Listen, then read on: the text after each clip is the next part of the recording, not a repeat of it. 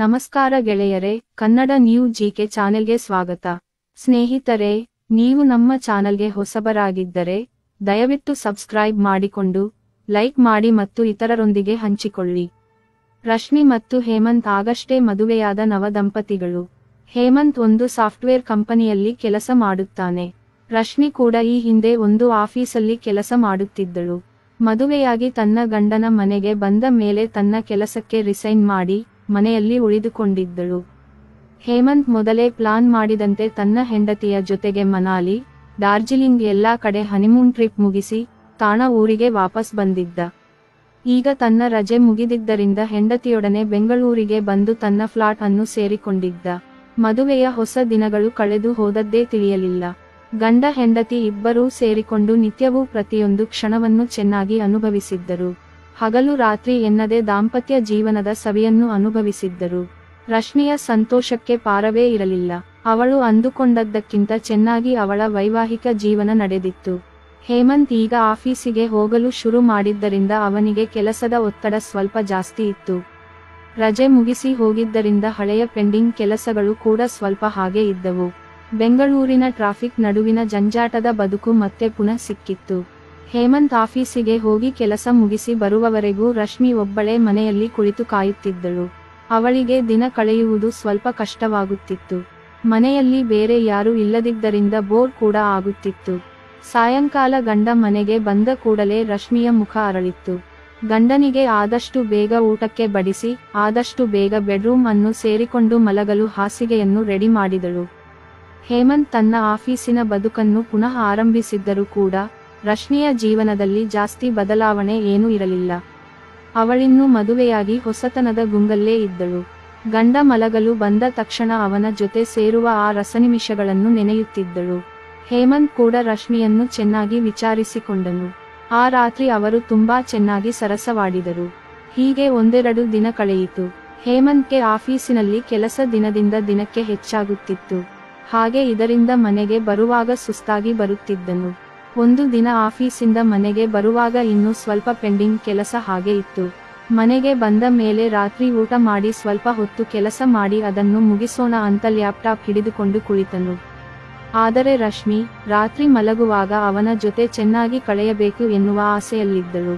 ಹೇಮಂತ್ ಕೆಲಸದಲ್ಲಿ ಕುಳಿತಿರುವುದರಿಂದ ಅವಳಿಗೆ ನಿರಾಶೆ ಆಯಿತು. ಅವನಿಗೆ ಕಾಯುತ್ತಾ ಹಾಗೆ ನಿದ್ದೆ ಹೋದಳು. ಹೇಮಂತ್ ಕೆಲಸ ಮುಗಿಸಿ ಮಲಗುವುದು ಲೇಟಾಗಿತ್ತು. ಬೆಳಿಗ್ಗೆ ಎದ್ದ ಕೂಡಲೇ ಮತ್ತೆ ಆಫೀಸಿಗೆ ಹೊರಡಲು ತಯಾರಾಗುತ್ತಿದ್ದನು. ಆಫೀಸಿಗೆ ಹೋಗೋ ಮೊದಲು ನಾವು ಒಮ್ಮೆ ಸೇರೋಣವಾ ಅಂತ ಗಂಡನನ್ನು ಕೇಳಿದಳು.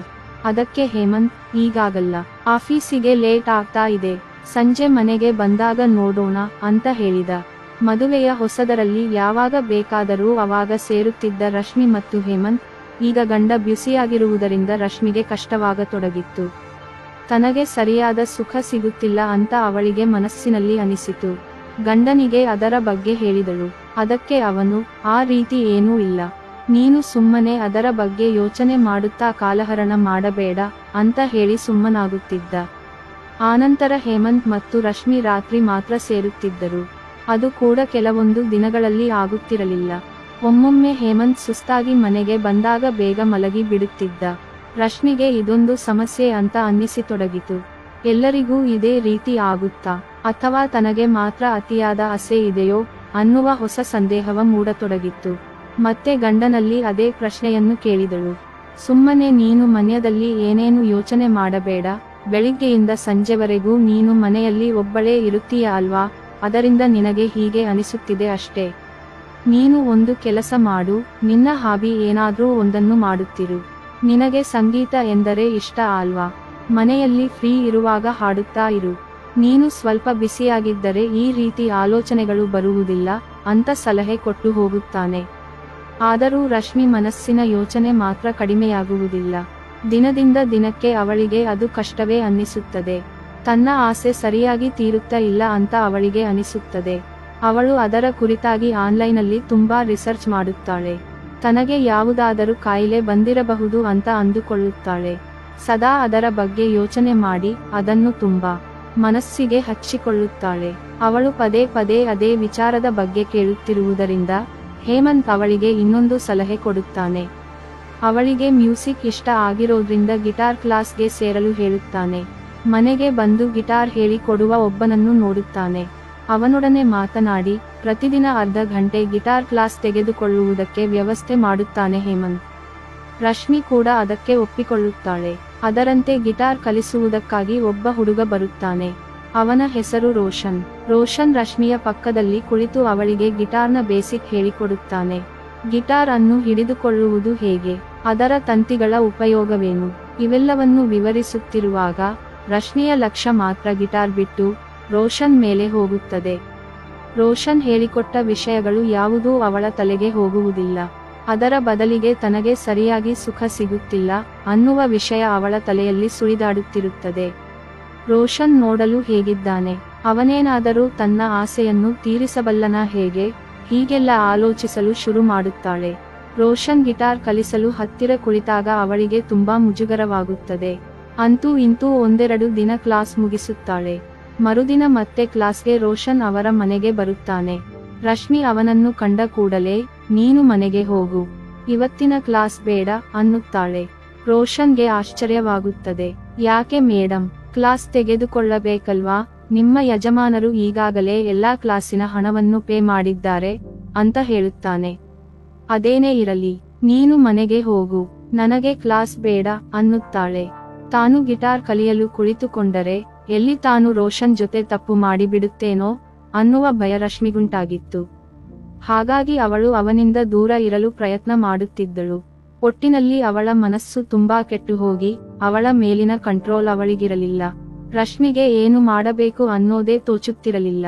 ಕೊನೆಗೆ ಅವಳಿಗೆ ಅವಳ ಗೆಳತಿ ಭಾವನಾ ನೆನಪಾದಳು. ಭಾವನಾ ಒಬ್ಬ ಡಾಕ್ಟರ್.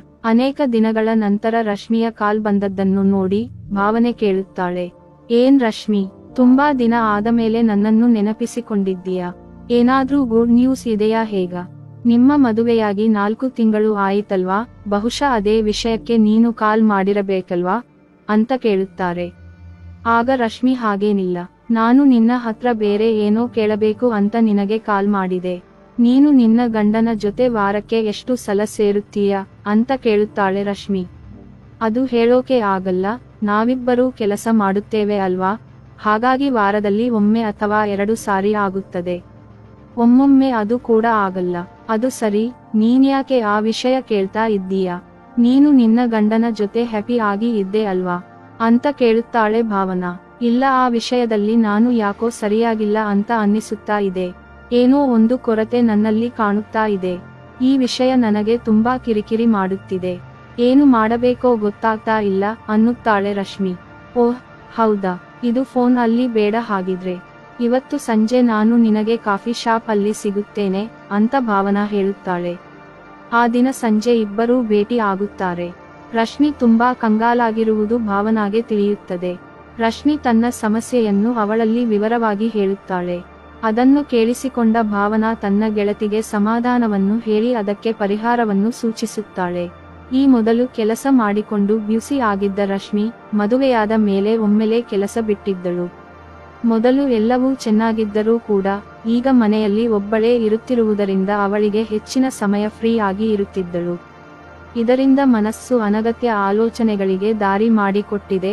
ಅದೂ ಅಲ್ಲದೆ ಅದೇ ವಿಚಾರವಾಗಿ ಇನ್ನಷ್ಟು ತಿಳಿದುಕೊಳ್ಳಲು ಹಗಲು ರಾತ್ರಿ ಅದೇ ವಿಷಯದ ಬಗ್ಗೆ ರಿಸರ್ಚ್ ಮಾಡುತ್ತಿದ್ದುದರಿಂದ ಆ ವಿಚಾರ ಅವಳ ಮನದಲ್ಲಿ ಬಲವಾಗಿ ಸೇರಿದೆ. ತನ್ನಲ್ಲಿ ಇರದ ಸಮಸ್ಯೆಯನ್ನು ಇದೆ ಅಂತ ಅವಳು ಬಲವಾಗಿ ನಂಬಿದ್ದಾಳೆ. ಭಾವನಾಳ ಭೇಟಿ ಮಾಡಿದ ನಂತರ ರಶ್ಮಿ ತನ್ನ ಗಂಡನ ಸಹಾಯದಿಂದ ಒಂದು ಆಫೀಸ್ ಅಲ್ಲಿ ಕೆಲಸಕ್ಕೆ ಸೇರುತ್ತಾಳೆ. ಅಲ್ಲಿ ಕೆಲಸದ ಒತ್ತಡ ಹಾಗೂ ಹೊಸ ಜನರ ಜೊತೆಗಿನ ಸಹವಾಸದಿಂದ ಕೆಲವೇ ದಿನಗಳಲ್ಲಿ ರಶ್ಮಿಗೆ ತನ್ನ ಸಮಸ್ಯೆಯ ಬಗ್ಗೆ ಮರೆತು ಹೋಯಿತು. ನೆಮ್ಮದಿಯ ಹೊಸ ಜೀವನ ಸಿಕ್ಕಿತು. ಕತೆ ಇಷ್ಟವಾದರೆ ಲೈಕ್ ಮಾಡಿ, ಚಾನೆಲ್ ಅನ್ನು ಸಬ್ಸ್ಕ್ರೈಬ್ ಮಾಡಿ. Thank you. ನಿಮ್ಮ ಅಭಿಪ್ರಾಯಗಳನ್ನು kannada newsgk@gmail.com ಗೆ ಕಳಿಸಿ. ನಮಸ್ಕಾರ.